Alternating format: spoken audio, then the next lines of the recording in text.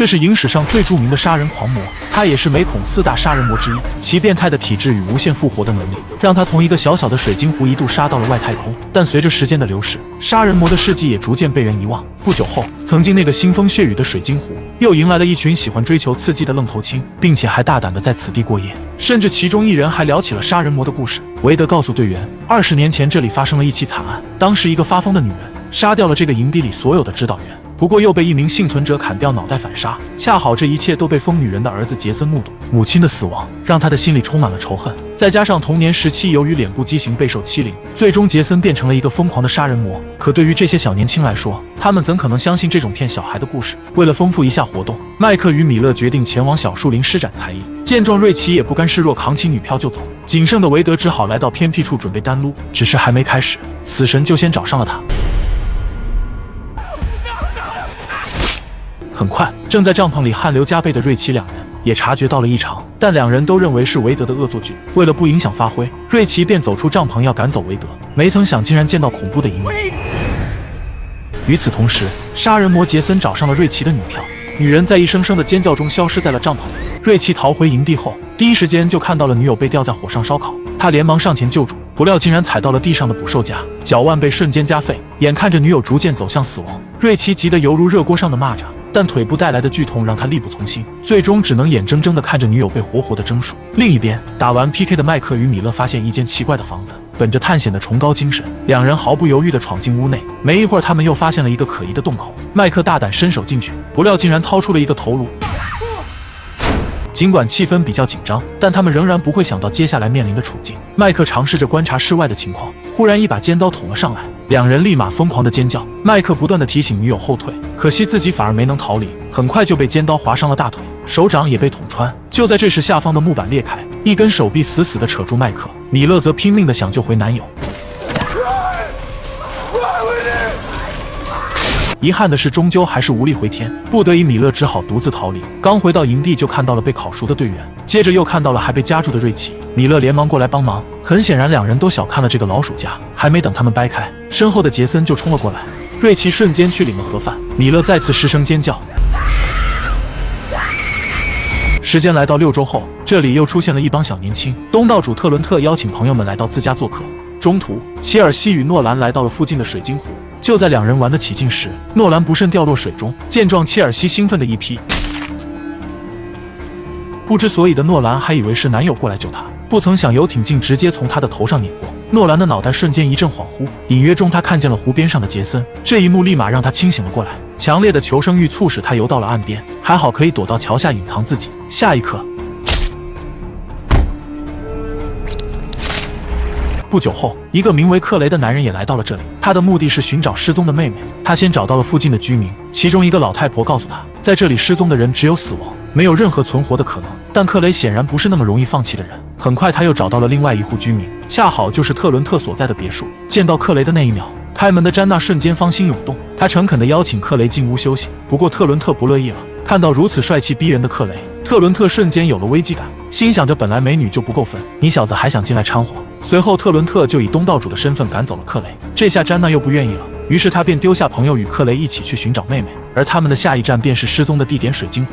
夜幕降临，两人并没有任何收获。就在他们准备返回时，一个身影出现，他们连忙躲到了楼梯下。对方走近后，直接甩下一具尸体，这一幕差点把詹娜吓出尖叫声，还好最终还是憋住了。杰森离开后，詹娜与克雷以最快的速度离开，过程中詹娜意外碰到了机关，但两人并没有在意。殊不知机关通往的地下室里，关押的正是克雷的妹妹米勒。原来米勒并没有被杰森杀掉。没一会儿，杰森扛着尸体回到了地下室，米勒则在带回来的物品中发现了自己的寻人启事。他立马想到很有可能是哥哥克雷来过，意识到哥哥有危险，他决定想办法打开手链。就在这时，杰森出现。奇怪的是，杰森似乎并不想伤害他。在看到米勒的吊坠后，杰森仿佛陷入了某种回忆，只是并没有持续多久，杰森就冲出了地下室。另一边，回到别墅的米勒与克雷只看到小黑一人。原来几杯下肚后，瑞奇迷迷糊糊来到了工具房，而特伦特与布利则在房间里激烈的1v1。很明显，倒霉的都是先落单的。忽然出现的大个子吓了瑞奇一跳。话说戴上这么恐怖的面具，谁见了不慌呢？杰森随意一推就放倒了瑞奇，瑞奇下意识的反抗，不料竟被杰森单手挡下。在绝对的实力下，所有的抵抗都是徒劳的。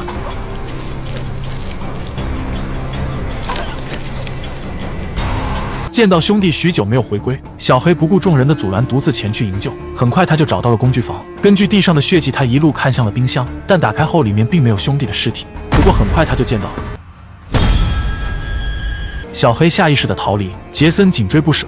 经过一番纠缠，小黑成功逃出了屋外，只是并没有跑出多远，杰森就扔出了手中的斧头，精准的定位瞬间把小黑砍倒在地。随后杰森上前一斧头便送走了小黑。而待在别墅内的几人尽管听到了小黑的求救，但他们也不敢贸然出击，毕竟谁也不想把自己交代在外面。只是躲在房子里面就安全了吗？答案是否定的。杰森也早就来到了房顶，并且还盯上了布利。掀开帘子的那一刻，杰森就在他的身后。在杰森那强大力量下，布利被瞬间锁死，就连挣扎的机会都没有，随后就被杰森挂到了墙上。与此同时，室外终于来了一支 FBL， 可刚到门前，杰森就从天而降，一剑便捅穿了 FBL 的脑壳。FBL 也不会想到自己还没开始发挥，就如此潦草的结束。眼见希望破灭，不得已仅剩的三人决定强行冲出房子。本以为可以乘坐 FBL 的汽车离开，但导演又怎么会允许呢？因此汽车上并没有钥匙。也在这时，一具尸体从空中落下，三人瞬间被吓得四处逃窜。而特伦特在逃离的过程中，手上的喷子也不慎掉落。幸运的是，刚到路上就碰到了路过的汽车。不幸的是，杰森也来到了身后，一刀就捅穿了腰部。见状，司机也只好离开，杰森则趁机把尸体砸到车上，至此人头又多加了一个。另一边，克雷与詹娜又逃回了水晶湖。显然两人都认为最危险的地方才是最安全的地方。刚躲进房间，他们就听到了一声大吼，闻声而去。克雷终于见到了妹妹米勒，殊不知杰森也在这时赶了回来。恰好克雷也破开了铁链，三人立即疯狂逃跑。没一会儿就来到了另一个出口，可眼看就要离开时，詹娜却被杰森洞穿了身体。詹娜的死亡给兄妹俩争取了一点时间。不久后，两人终于接近了地面。与此同时，神出鬼没的杰森再次出现，几个重击就击晕了克雷。下方的米勒也只能无力的狂吼。眼见无路可逃，米勒只好暂时躲避。等到杰森接近时，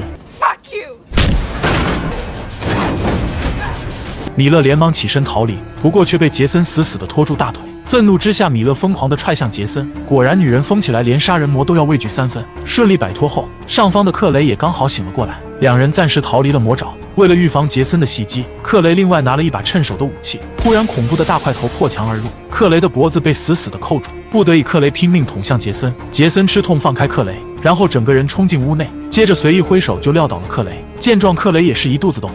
趁着杰森靠近时，捡起东西就拼命的敲，不料杰森躲避起来竟然游刃有余，仅仅片刻又制服了克雷。完事后还抽出了佩刀，朝着克雷就砍。还好克雷灵活躲开，并且还成功的起手反击，只是很快又被杰森反起手。这时一台破碎机启动，杰森立马将克雷的脑袋送进机器。危急时刻，米勒出现，他取下了身上的吊坠。原来杰森一直特殊对待米勒，是因为米勒神似他的母亲。见到杰森平静了下来，克雷连忙利用铁链捆死杰森的脖子，米勒则将铁链的另一头扔向破碎机，而杰森也在那强力的拉扯下，一步步的走向死亡。Say hi to mommy. In hell. 次日，克雷与米勒又来到了水晶湖。回想起好友的死亡，米勒始终难以回到现实。两人不知道的是，一阵阴冷的笑声正从湖底传出。下一刻，